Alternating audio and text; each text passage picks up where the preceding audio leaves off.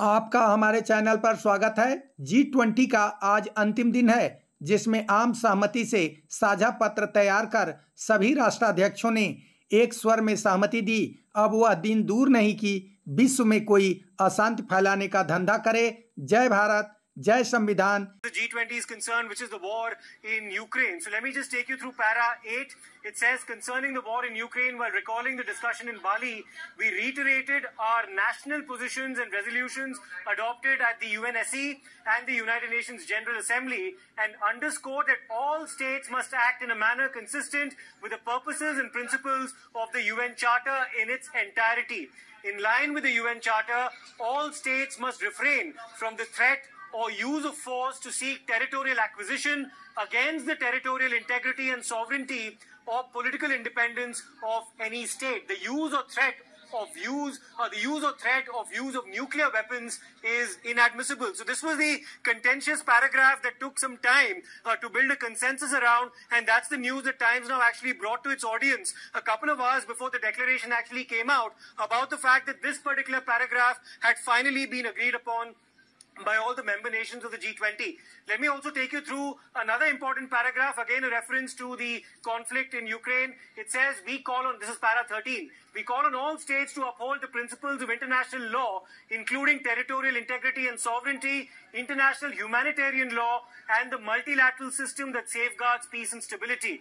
The peaceful resolution of conflicts and efforts to address crisis, as well as diplomacy and dialogue, are critical. We unite in our endeavor to address the adverse impact of the war on the global economy, and welcome all relevant and constructive initiatives that support a comprehensive, just and durable peace in Ukraine that will uphold all the purposes and principles of the UN Charter for the promotion of peaceful, friendly, and good neighborly relations among the nations in the spirit of one earth, one family, and one future. It ends, of course, with a line that was also adopted in the Bali Declaration in November 2022, which was Prime Minister Modi's statement that was also made to Vladimir Putin, which is, today's era must not. The operative portion of the fairly exhaustive Delhi Declaration that relates to the conflict in Ukraine.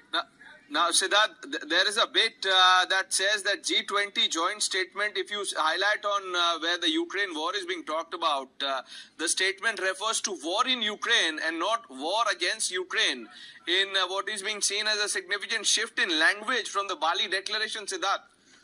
Absolutely, Pranesh. Another point that we must actually emphasize here, apart from that one distinction that you drew, is that if you go to paragraph 8, where I'll just repeat the lines for the benefit of our viewers once again.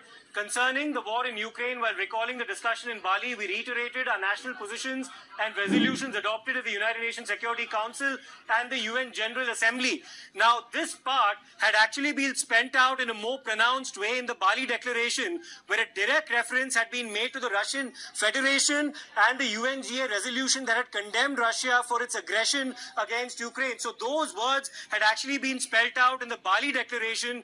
They are missing in para 8 of the Delhi Declaration. Now, whether or not that's a climb down, whether or not Russia insisted that its name not be mentioned in this particular declaration, is something that will eventually come up for discussion. But that's another important distinction that one would like to emphasize compared to what happened in Bali. Siddharth, thanks for joining us with the details of the New Delhi Declaration. 83 paragraphs, 100% consensus. That's really the biggest takeaway.